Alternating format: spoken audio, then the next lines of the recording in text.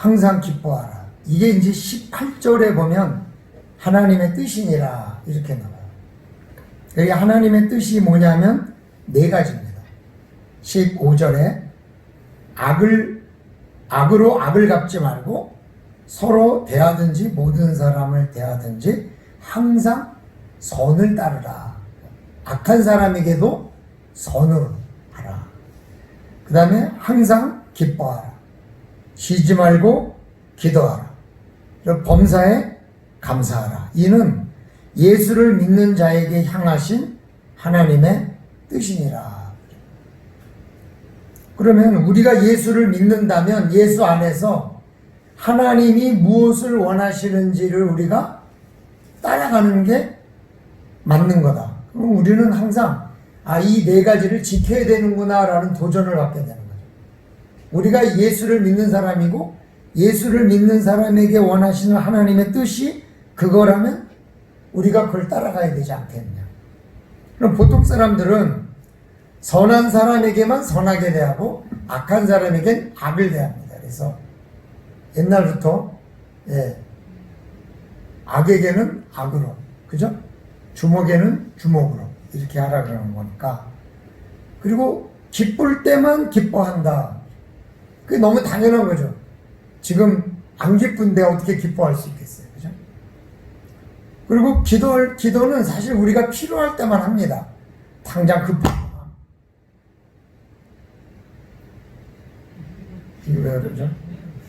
당장 급하거나 아니면 어떻게 지금 굉장히 중요한 일이 있거나 이럴 때만 기도하지 평상시에는 사실 잘 기도 안 하고 넘어갑니다. 그래서 새벽에 안 나오던 성도가 새벽에 나오면 목회자 마음이 털컥 내려앉는 이유가 뭐냐? 무슨 일 때문에 또 기도하러 나왔을까? 염려가 되는 이유는 뭐냐면 늘 기도하러 나오는 사람은 관계 없는데 안 하던 사람이 하면 이 걱정이 덜컥 되는 거잖아요. 그러니까 그런 거죠. 그리고 감사는 참 인색해요, 우리가. 그래서 평생 감사라는 책이 베스트셀러가 된 이유가 뭐예요? 우리가 평소에 감사를 안 하기 때문에 그 책이 베스트셀러가 되는 거예요. 맨날 감사하는 사람은 무슨 베스트셀러가 왜 되겠어요? 똑같죠, 그냥. 그러면 우리는 그 세상 사람들과 다른데 그들과 다른 거룩한 사람들이니까, 성도니까, 거룩한 사람들이니까 우리가 그 어려운 일을 도전해야 되는 거죠. 우리가 그걸 도전 안 하고 그냥 세상 사람들하고 똑같이 악에겐 악으로 선에겐 선으로 대하고 기뻐하는 것도 그냥 그건 다 그러면은 그럼 우리는 크리스찬이 아니라는 얘기죠. 그러면 한번 마음속에 네 가지를 지금 배워요. 지난주에 항상 기뻐하라를 배웠어요. 제가 지난주에 하나님의 뜻 1 이렇게 했어야 되는데 이번 주에 하면서 사실은 제가 악을 선하라는 주로 잘 말을 안 하고 항상 기뻐하라, 쉬지 말고 기도하라, 범사에 감사하라 주로 이거를 우리가 많이 아니까 그걸 빼려고 했는데 아무리 문맥을 봐도 이걸 빼면 안 되겠는 거예요. 그래서 오늘 쉬지 말고 기도하자고 하려다가 다시 한 절 앞으로 돌아간 거죠. 그래서 2라고 붙인 거예요. 지난주가 1이에요. 이번 주가 2예요. 그러면은 우리 성도님들은 어떤 게 가장 힘드십니까? 네 가지 중에 한번 골라요. 악한 사람에게 선으로 대하는 게 힘든가? 항상 기뻐하는 게 힘든가? 쉬지 않고 기도하는 게 힘든가? 범사에 감사하는 게 힘든가? 그럼 이제 점수를 매겨요. 1번은 50점, 2번은, 그러면 좀 50점이라는 게 자존심 상한다. 1번은 92점, 2번은 94점, 3번은 96점, 4번은 98점, 100점은 없는 거니까, 우리가, 그죠? 그러면 그 중에서 제일 점수가 낮은 거를 내가 골라서 그거를 한번 올해 남은 이 기간 동안에 한번 해보는 거예요. 그러면 명절에는 뭐가 제일 도전이 될까요? 항상 기뻐하라. 그런 것 같아. 또 명절에도 여러 가지가 있겠죠. 사람에 따라서, 그죠? 항상 기뻐하라. 정말 저는 딴 것보다도 오늘 말씀대로 악한 사람에게 선으로 대하라는 게 전 개인적으로는 아직도 상당히 많이 힘들더라고요. 그래서 내가 정말 악한 사람을 보면 아직도 그 악한 사람을 위해서 기도하려고 그러면 그 내 마음에 편안하지가 않다는 거를 제가 이 말씀을 준비하면서 느끼게 돼요. 이번 주 한 주간 기도하면서. 그래서 야, 내가 아직도 이렇게 부족한데 우리 성도님들에게 이거를 도전하게 하는 것이 맞는가. 근데 뭐 내가 못한다면 다 못하면 안 되잖아요. 내가 못하더라도 여러분들은 하시면 좋은 거니까. 그래서 우리가 이제 지난주에는 항상 기뻐하라에 도전했으니까 오늘은 악한 사람에게 선하게 대기에 한번 도전해보자. 도전해보자.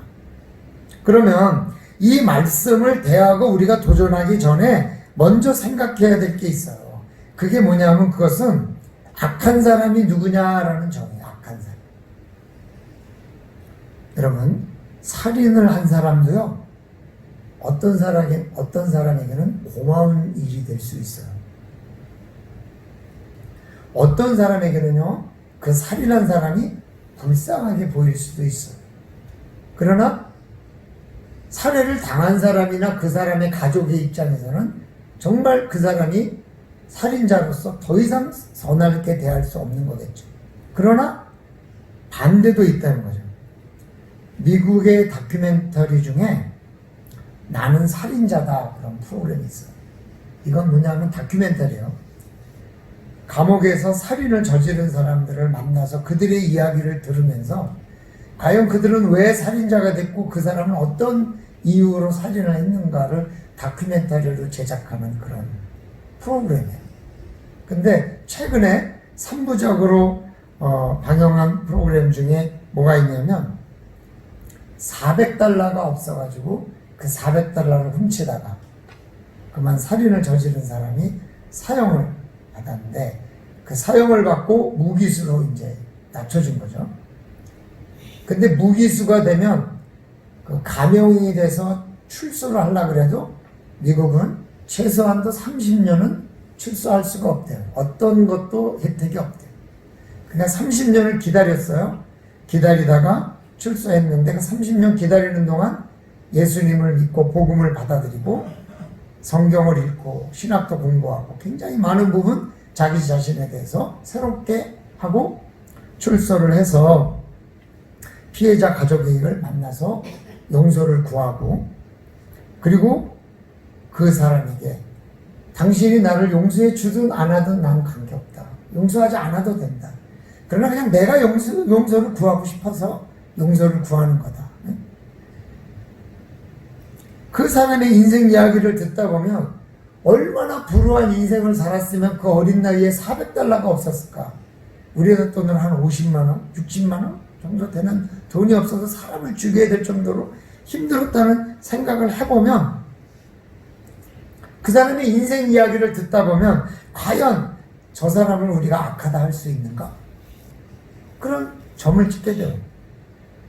그러면 심지어는요, 어떤 신학자 중에 가룟 유다에게 감사하라 그런 사람도 있어요. 왜냐하면 예수님을 십자가에 못 박는데 지대한 공로가 있는 가룟 유다에게 감사해야지.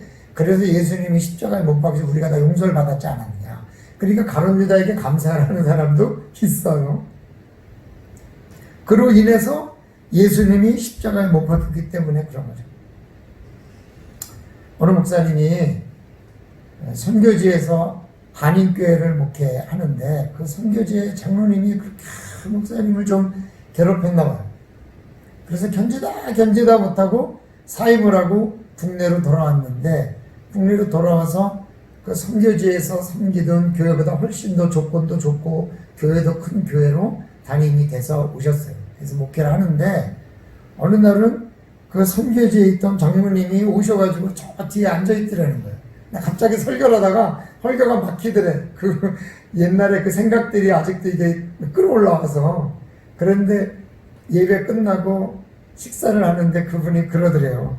목사님, 저에게 감사하세요. 저 때문에 이렇게 좋은 교회에 왔으니까 저에게 감사하세요. 그러더라는 거예요. 그러면서 와가지고 하는 얘기 뭐냐면, 그래서 뭐라 그랬어? 뭐라고 한마디 해주지? 그랬더니 그냥 웃음이 나오더라고요. 그래서 그냥 웃었다는 거예요. 그 목사님도 말이죠. 그 장로님 보는 것조차 힘들어. 그 뒤에 앉아 있는 걸 보는 순간에 그냥 그 옛날에 어려운 점들이 다 일어나는 거예요. 그러나 본인은 장신이 선하다고 생각해. 오히려 이 목사님에게 좋은 영향을 미쳤다고 생각을 하는 거예요. 악인도 선하게 여길 수 있고 또 선한 사람도 악인으로 평가되기도 한다. 말하자면 무슨 말이냐면 절대 악이란 없다는 거예요. 그럼 이 본문에서 말하는 이 절대 악이 없는 이 악은 뭐냐? 그거는 나한테 악한 사람이에요. 이 세상에 절대 악한 사람은 없어요. 절대 평가로 악하다 할 사람이 누가 있겠어요?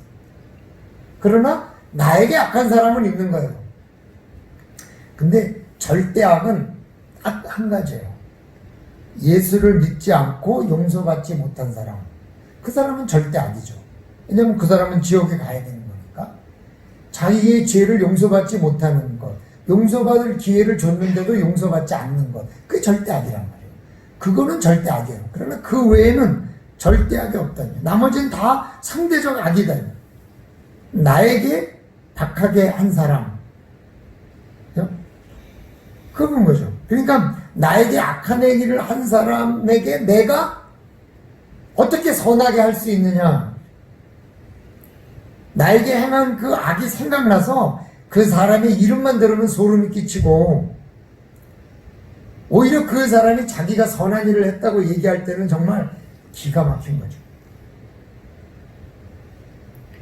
자신은 하나님의 뜻에 순종했다고 하는 것이 나에게는 눈물 흘리게 하는 일도 있고, 그러니까 우리는 한 가지는 인정해야 돼요.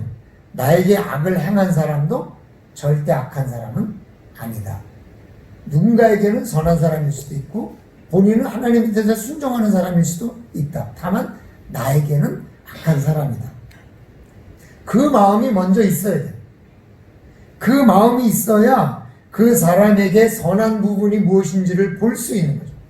그렇지 않으면 그 사람이 절대 악한 사람이라고 평가를 딱 내려버리면 그 다음에 내 눈에 선이 보일 수가 없고 내 마음에 유한 마음이 생길 수 없는 거예요. 다만 저 사람은 원래 나쁜 사람은 아니고 나에게 악한 사람이다. 이렇게 생각했을 때 그 사람의 선이 보이는 거죠. 제가 상담을 하다가 알게 된 것이 있다면 이 세상에 상당히 악한 사람이 상당히 불쌍한 사람이라는 것을 깨닫게 된 거예요. 팔에 문신을 잔뜩한 사람이 찾아왔어요. 내가 그 사람에게 물었어요.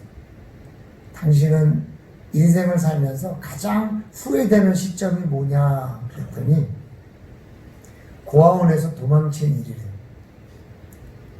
그때 도망만 치지 않았더라면 어떻게든 그 고아원에서 뭔가를 배워서 공부도 하고 좀 더 좋은 인생을 살 수 있지 않았을까라는 후회감이 든다 하더라고요. 근데 그때 하도 그 고아원 총무가 자기를 때리고 그 자기 나이 위에 먹은 형들이 자꾸 때리고 너무너무 힘들어서 그걸 참기 힘들어서 도망을 갔다는 거예요. 그게 이렇게 후회스럽다는 거예요. 근데 어떻게 하다가 팔을 이렇게 하니까 팔의 한쪽이 문신이 지워졌더라고요. 여러분 문신을 한 걸 아무리 지워도 그게 티가 나거든요. 그게 한 번에 지워지는 게 아니라네요. 굉장히 여러 번에 걸쳐서 지워야 된대요. 그 지우는 것도. 그러면서 자기는 이 문신과 함께 자기 인생의 한 부분을 지우고 싶다고 그러면서 눈물을 흘리는 것을 들었어요. 오늘 그 사람에 대해서 다 말할 수는 없지만은 저는 이 사람에게 악하게 한 그 총무가 참 미웠고 어린 시절 그렇게밖에 할 수 없었던 그 사람이 불쌍하고 안쓰러웠다 그래요. 누구나 과거에서 벗어나지 못하고 살아갑니다. 어릴 때 겪은 부모님의 학대, 선생님의 매질, 형제자매의 멸시 때문에 가지게 된 못된 생각이 그 사람을 지배하기 때문에 악한 행동이 몸에 익어서 그만 범죄자가 된 사람도 있고 모든 부분이 선하지만 어떤 한 면에서는 악한 철학을 가지고 살아가기도 하기 때문에 그래요. 그러니까 내가 예수 믿고 지금 이 자리에 올 수 있음도 내가 그런 사람을 만나지 않아서 이지, 내가 그런 사람을 만나지 않았기 때문이지, 내가 특별히 선한 사람은 사실상 아니라는 거죠. 저는 그런 사람들의 상담을 많이 들었는데요, 그런 사람을 상담하다 보면 무슨 생각이 드냐면, 내가 저 사람이었으면 아마 더 악한 사람이 되었을지 모르겠다라는 생각을 하는 거예요. 그러니 내 인생이 감사하고 또 그 사람의 인생이 불쌍하고. 언젠가 음악 경연 프로그램에 박정현 씨가 나왔는데, 박정현 씨가 나오면 크리스찬이고 또 아버지도 목회자고 그러니까 괜히 더 이렇게 정이 가요. 근데 그 사람이 이런 얘기를 해요. 노래를 어떤 사람이 경연 프로에 나와서 참석한 그 일반인이 노래를 참 잘하는 걸 듣고는 그렇게 얘기를 하는 거예요. 내가 노래하며 대우받는 것에 대해서 감사하게 됐다. 내가 운이 좋았을 뿐 그저 노래를 잘하기 때문에 이 자리에 있는 것은 아닌 것 같다. 만약에 그렇다면 저 사람이 이 자리에 있고 내가 저 자리에 있어야 된다고 그렇게 이야기를 하는 거예요. 얼마나 겸손한 말이에요. 내가 착하게 살 수 있는 것도 내가 부모님을 잘 만나고 선생님을 잘 만나서 내가 예수를 만나서 일 뿐이지, 내가 본래 착한 사람은 아니라는 거예요. 저 사람도 만약에 좋은 부모 만나고 좋은 환경에 자랐으면 그렇게 되지 않았을 텐데, 자기가 선택한 환경도 있지만 자기가 선택하지 않은 환경도 있으니까 그런 생각을 가지고 자기에게 악하게 하는 사람을 보면 그 사람이 그런 성품을 가지게 된 과거가 궁금해지고, 그 사람에게 그런 성품을 갖게 한 사회나 이웃이 미워지고, 그 사람이 그렇게 행동하면서도 행복하지 못했다는 것을 보면서 안쓰러워지는 거죠. 내가 나에게 악하게 한 사람을 내가 당한 악만 생각하면 밉지만, 그렇게 행한 사람의 삶을 이해하면 훨씬 그 사람에 대해서 불쌍하고 안쓰럽고 때로는 도와주고 싶기까지 한 거죠. 나에게 악하게 한 사람, 왜 악하게 살게 되었냐고 물으면 대부분 그 사람은 자신이 왜 그렇게 살게 되었는지는 잘 모릅니다. 하나님이 제게 주신 복 중에 한 가지가 그거죠.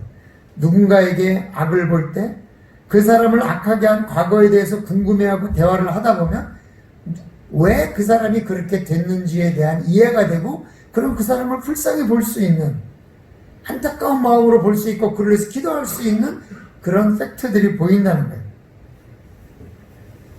어떤 때는 불쌍하게, 어떤 때는 안타깝게,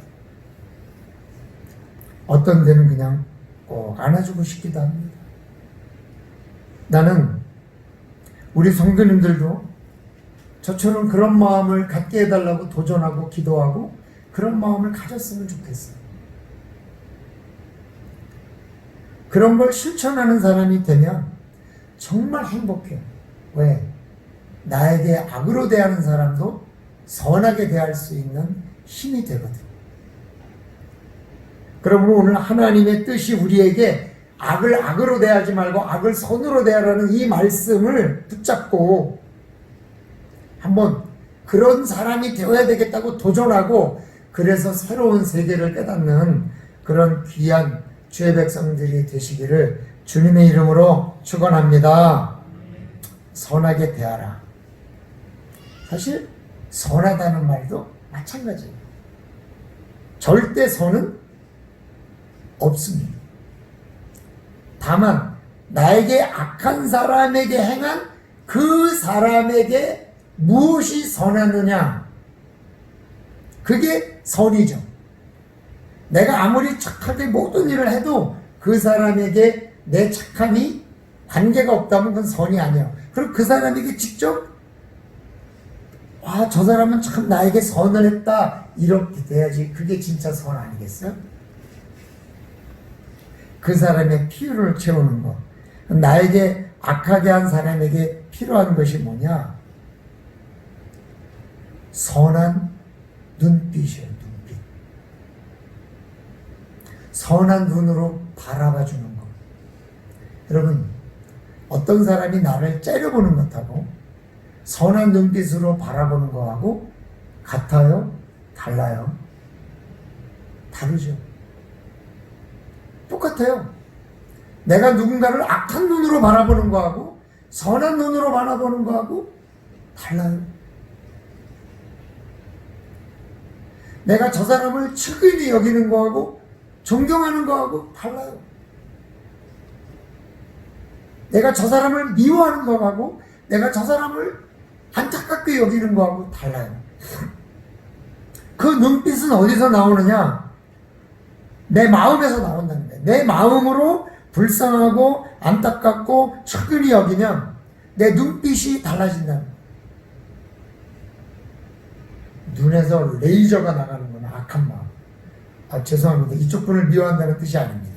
레이저가 나가는 건 나쁜 거죠. 마음이 아픈 거예요. 그러나요? 눈에서 마치 비눗방울에 반사되는 무지개 같은 빛이 내 눈에서 나간다 그러면 참 아름다운 거죠. 그러면 좋은 배우의 차이가 뭐냐? 좋은 가수의 차이가 뭐냐? 사람의 마음을 빼앗는 거예요. 정말 어떤 역을 잘하는 사람을 보면요, 정말 그 사람을 내가 좋아하게 되고 그 사람의 대화 한마디, 눈빛 하나, 표정 하나, 손짓 하나에 어떻게 저 사람은 저렇게 잘 표현할 수 있을까, 자기 마음을. 물론 자기 마음이 아니죠. 작가의 마음이고 그 이야기의 마음이죠. 좋은 가수가 노래를 부르면요, 노래를 듣다가 눈물이 흘러요. 왜 그런지 모르겠는데. 그게 내 마음을 빼앗는 거예요. 눈에 눈물이 흐르게 하고 마음에 행복을 주는 그 마음을 빼앗는 거, 그게 뭐냐? 눈빛이에요, 눈빛. 내가 그런 마음을 먹으면 내 마음이 눈빛을 통해서 나가고 그 눈빛을 바라보는 그 사람의 눈빛이 그 사람의 마음을 갖고 있기 때문에 눈은 마음의 창이라 그럽니다.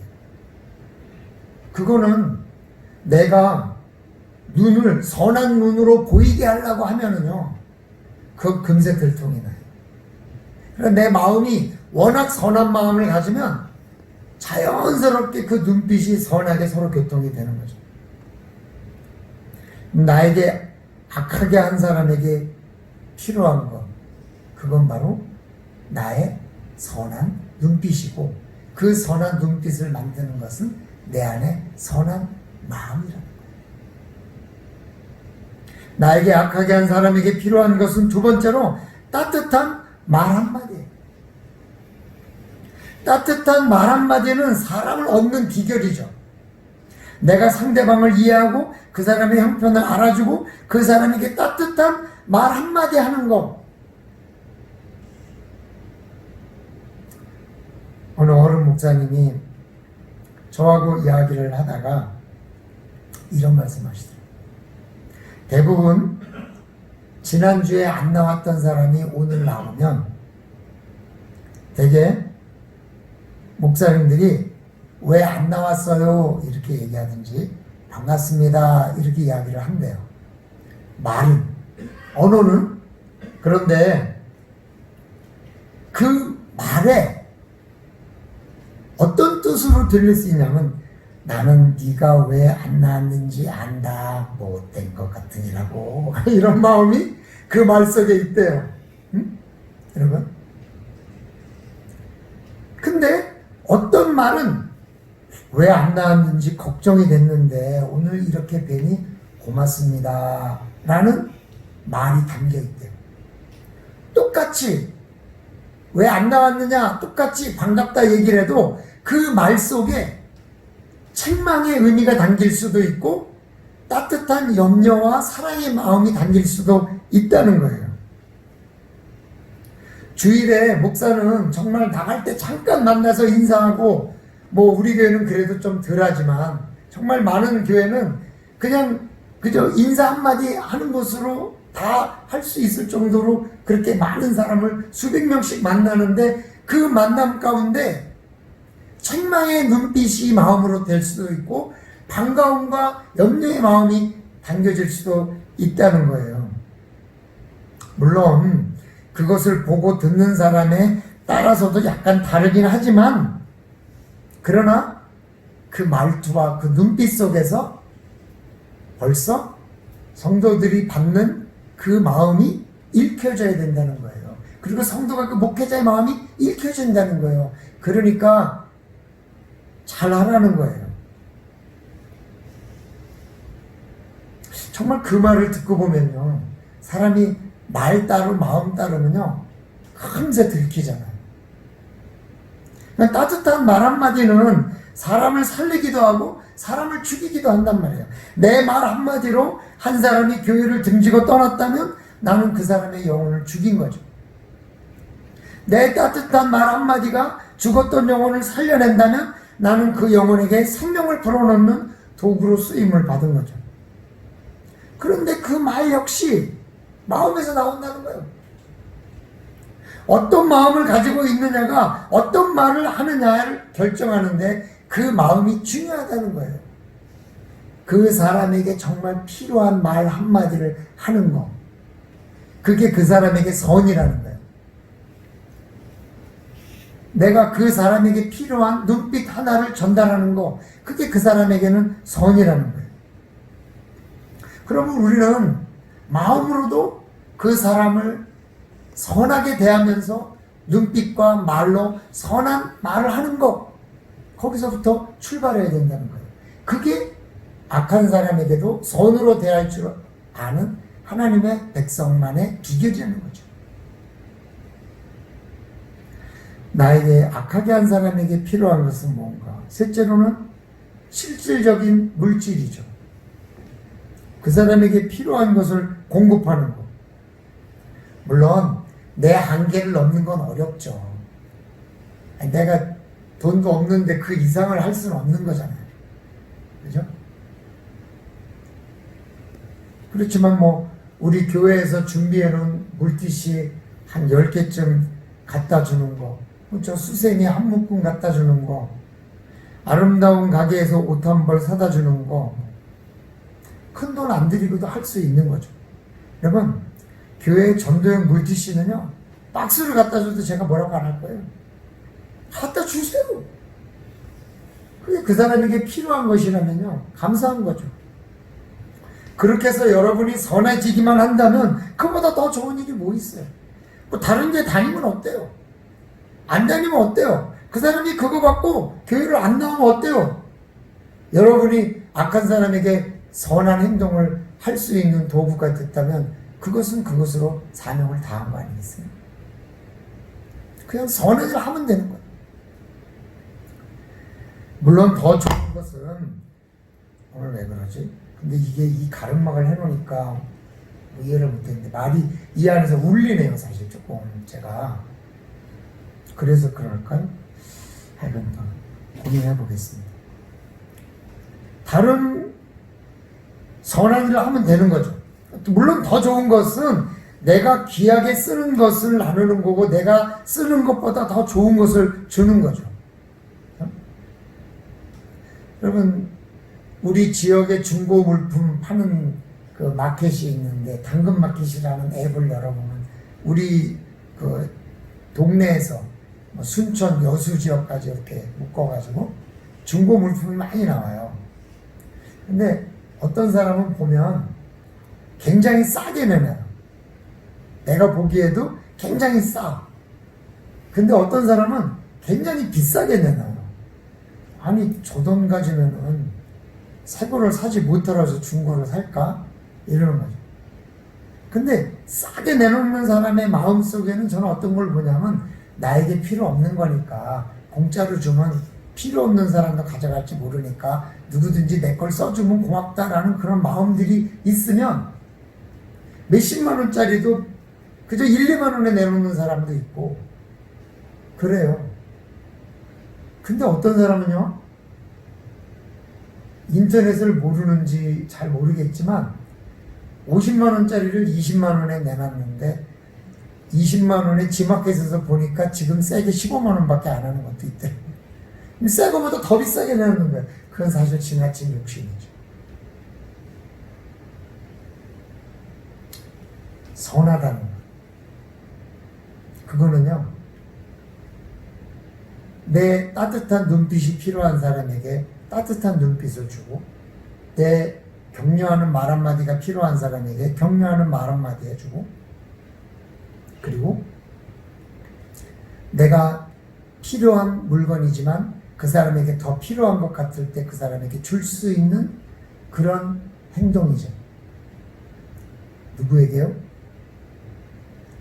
나에게 악을 행한 사람에게. 왜냐하면 나에게 악하게 한 사람도 사실은 어떤 면에서는 불쌍한 사람이고 상처 때문에 그런 것이기 때문에, 때로는 잘못 배워서 그런 것 때문에 그런 것일 수도 있는 거예요. 나에게 악을 행한 사람에게조차 선을 행할 수 있는 그런 크리스찬의 삶. 여러분들이 그렇게 사는 것이 하나님의 뜻이라고 오늘 말씀하고 있습니다. 기도드리겠습니다. 하나님, 우리는 정말 우리에게 악하게 한 사람에게는 악하게 하고 우리에게 잘한 사람에게는 잘하는 세상 사람과는 달리, 오늘 하나님께서 우리들에게 요구하시는 것은 나에게 악하게 한 사람에게 선을 베풀고 오히려 그 사람의 필요를 채우라고 하는 것이 하나님의 뜻인데, 주님, 이렇게 하는 것이 쉽지 않기 때문에 우리들에게 그렇게 살라고 하실 것 같습니다. 나에게 악을 행한 모든 사람에게 다 그렇게 하진 못한다 할지라도 한 공동체 안에서는 좀 도전해보고 내 주변에 가까운 사람에게는 한번 도전해봐서 정말 하나님의 뜻대로 살아가는 한 주간이 되고 하나님의 뜻대로 뭔가를 이루는 한 주간이 되기를 원합니다. 주님, 우리 성도님들이 그렇게 살려고 결단하고 도전할 때 도와주시고 함께하여 주시옵소서. 예수님의 이름으로 기도드리옵나이다. 아멘.